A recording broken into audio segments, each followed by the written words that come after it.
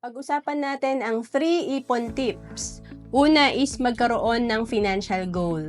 Importante kasi alam natin yung mga goal natin. Importante, halimbawa, magkano ba yung plano mong retirement fund, kailan ka ba plano mag-retire, and then kung nasa ibang bansa ka, OFW ka, kailan yung plano mo mag-for good, para doon tayo nakatingin sa ating goal. Kasi mahirap talaga mag-ipon. Pero pag alam natin yung reason bakit tayo nag-iipon, mas makakapagpatuloy tayo sa ating journey. And then, pangalawa, pay yourself first.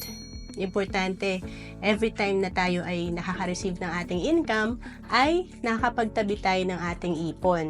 Kasi itong ipon na to, ito yung mapapalago natin. Kahit 1,000 per month ang ating naiipon, after 20 years, pag natuto tayo mag-invest, ito ay pwedeng maging 1 million. And then, pangatlo, maging consistent sa pag-iipon. Kasi ang pag-iipon, hindi lang yan one-time event or 1 year mo lang gagawin, okay ka na. Meron ka ng financial freedom. Hindi. Kailangan talaga long-term yung perspective natin. Ang mga mayayaman, mahaba ang kanilang perspective. Long-term. 10 years from now, 20 years from now, hanggang sa next generation.